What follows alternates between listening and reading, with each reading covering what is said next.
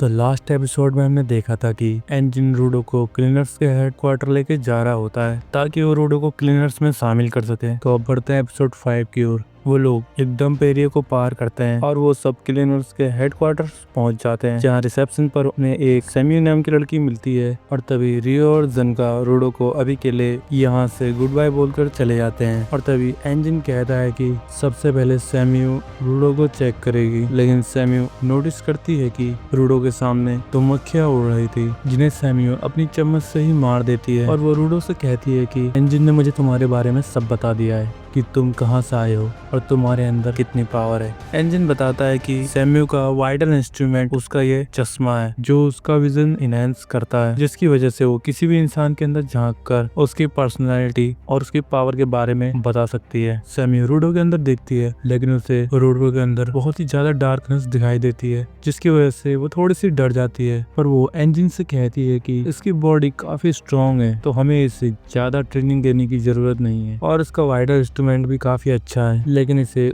उसकी power use करना सिखाना पड़ेगा। और भी कुछ बात थी जो सैम्यू इन्हें नहीं बताती। वो रूडो से कहती है कि तुम्हारी गर्दन में होटी कहाँ से आई, जिस उनके एंजिन ने लगता है कि इसीलिए इसके पास वो मक्खियां उड़ रही थी। जिसके बाद एंजिन रूडो को बॉस के पास लेके जाने लगता है और वो नोटिस कर लेता है कि कुछ तो है जो सैम्यू उन्हें नहीं बता रही है। रास्ते में एंजिन रूडो को बताता है कि हमारी टीम में 100 क्लीनर्स हैं, जिन्हें 3 हिस्सों में बांटा गया है, कॉम्बिटेंट, सेंटिनल्स और सपोर्टर्स। लेकिन सभी अपने मिशन पर इधर उधर चले गए हैं, इसलिए उन्हें एक साथ देखना बहुत मुश्किल है। और तभी वो एक कमरा खोलता है ताकि रूडो को कुछ क्लीनर्स से मिलवा सके, लेकिन इसमें तो बहुत सारे लोग थे, जिन्हें देखकर एंजिन वापस दरवाजा बंद कर देता है। इसके बाद ये बॉस के कमरे के पास आ जाते हैं। रूडो के मन में बस एक ही सवाल था कि वो बॉस से ऊपर जाने के रास्ते के बारे में पूछेगा, लेकिन तभी एंजिन समझ जाता है कि रूडो क्या पूछने वाला है। और वो रूडो से कहता है कि यहाँ कुछ भी फ्री में नहीं मिलता, इन्फॉर्मेशन भी नहीं, उसके बदले तुम्हें यहाँ काम करना पड़ेगा। और हाँ, बॉस से ये कभी मत पूछना कि उनका वाइटल इंस्ट्रूमेंट क्या है, क्योंकि ये बात हम क्लीनर्स को भी नहीं पता।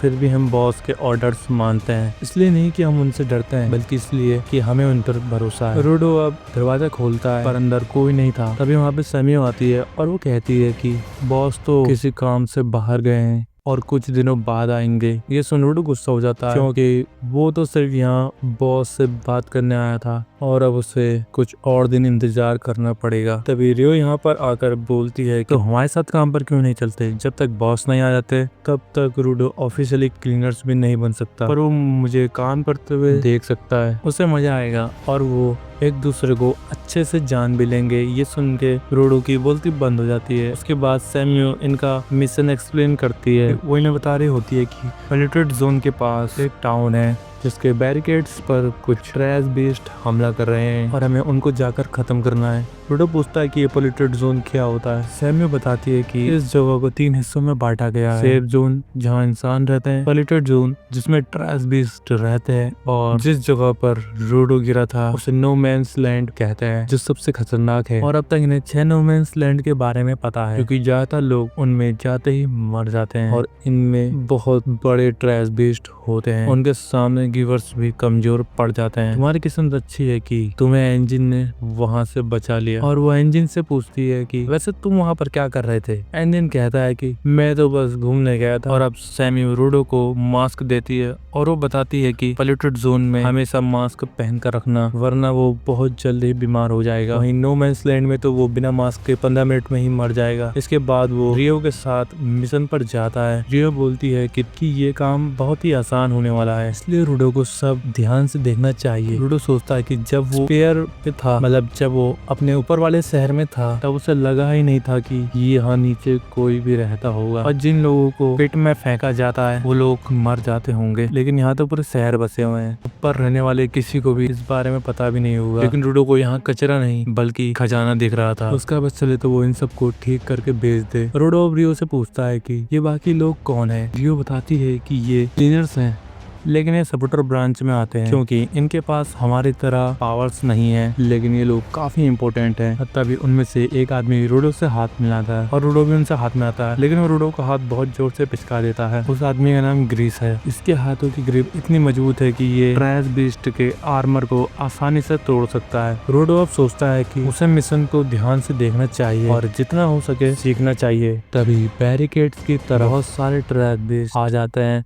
जो दिखने में जानवरों जैसे थे। इतने सारे ट्रैश बीस्ट देखकर रूडो डर जाता है, लेकिन रियो कहती है कि टेंशन मत लो, ये बहुत कमजोर और स्लो हैं, ये तो इन बैरिकेड्स पर टेंट भी नहीं मार पाए। ट्रैश बीस्ट अब बैरिकेड पर अपने सिर से हमला करने लगता है। रूडो समझ जाता है कि ट्रैश बीस्ट किसी जानवर की तरह दिखते हैं और उन्हीं की तरह बिहेव करते हैं। तभी यहाँ पर और भी ट्रैश बीस्ट आ जाते हैं जो बैरिकेड को तोड़ने लगते हैं। रूडो रियो से कहता है कि कुछ करो, जिस पर रियो कहती है कि टेंशन मत लो, सब ठीक है, ये लोग बस थोड़े से ज्यादा स्ट्रॉन्ग है, तुम बस हमें देखते रहो, इन्हें तो हम आसानी से हरा देंगे, फिर हम वापस जाकर तुम्हारे लिए एक वेलकम पार्टी भी रख सकते हैं। रूडो को समझ नहीं आ रहा होता है कि रियो इतनी चिल कैसे है, उसे बिल्कुल भी डर नहीं लग रहा है। रियो कहती है कि यहाँ ग्राउंड पर जिंदा रहना है तो अपना सिर ठंडा रखना सीखना पड़ेगा। तभी रूडो को याद आता है कि इंजन भी पूरे टाइम बिल्कुल शांत रहता है और किसी चीज से नहीं डरता, और रूडो भी अब बिल्कुल शांत और चिल रहना सीखेगा। और तभी एक बड़ा सा ट्रैश बीस्ट वहां पर आ जाता है और वो उस बैरिकेड को तोड़ देता है, जिसे देखकर रूडो डर जाता है, लेकिन वो शांत रहता है। रियो कहती है कि उसने पहले कभी इतना ताकतवर और कमाल का ट्रैश बीस्ट नहीं देखा। रियो अपनी जेब से एक सीजर निकालती है और ये सीजर उसका वाइटल इंस्ट्रूमेंट है। रियो अपनी सीजर को ट्रांसफॉर्म कर लेती है और उसे पैरों से घुमाने लगती है, और तभी ग्रिस कहता है कि वो उसका वाइटल इंस्ट्रूमेंट है जिसका नाम रिपर है, और वो बताता है कि ज्यादातर लोग सीजर अपने हाथ से इस्तेमाल करते हैं, लेकिन रियो उसे अपने पैर से चलाती है। यानी कि एक गिवर अपने इंस्ट्रूमेंट को कैसे यूज करता है ये उसी पर डिपेंड करता है। ग्रीस रूडो से कहता है कि भले ही वो देखने आया है, लेकिन उसे भी चौकन्ना रहना चाहिए। और तभी एक मॉन्स्टर रूडो पर पीछे से हमला करता है, लेकिन तभी ग्रेस उसे अपने हाथ से रोक देता है और उसे उठाकर रियो की तरफ फेंक देता है, और रियो उसे अपनी सीजर से काट देती है और वो कहती है कि मेरी तरफ और मॉन्स्टर फेंको। रूडो समझ जाता है कि सपोर्टर्स के पास कोई पावर्स नहीं है, इसलिए वो इन ट्रैश बीस्ट को नहीं मार सकते, लेकिन वो इन्हें कमजोर कर सकते हैं, जिससे गिवर्स इन्हें आसानी से मार सकते हैं, और इस तरह ये एक टीम की तरह काम करते हैं। और फिर हम देखते हैं कि रियो देखते ही देखते सारे ट्रैश बीस्ट को मार देती है। अब सिर्फ एक ट्रैश बीस्ट बचा था जो इन सब ट्रैश बीस्ट का बॉस था। अब रियो से लड़ने लगती है, लेकिन तभी एक ट्रैश बीस्ट एक सपोर्टर पर हमला करने लगता है, लेकिन तभी रूडो बीच में आकर उसे बचा लेता है, और वो अपने मन में बोल रहा होता है कि अगर मुझे इंफॉर्मेशन चाहिए तो मुझे क्लीनर्स को ज्वाइन करना होगा, और वो किसी पर बोझ नहीं बनना चाहता। उसके हाथ में एक लोहे की रॉड थी जिसे रूडो ट्रांसफॉर्म करने लगता है, पर वो अपने पावर्स को ठीक से यूज नहीं कर पा रहा था, जिसकी वजह से वो लोहे की रॉड एक अजीब से शेप में ट्रांसफॉर्म हो जाती है, और रूडो को समझ में नहीं आता कि उसने ये कैसे किया, और वो ट्रैश बीस्ट रूडो पर हमला करने ही वाला था कि तभी रियो आकर उसे खत्म कर देती है और रूडो की तारीफ करती है। लेकिन तभी ग्रेस रियो से पूछता है कि तुमने उस बड़े वाले ट्रैश बीस्ट को मार दिया, जिस पर रियो कहती है कि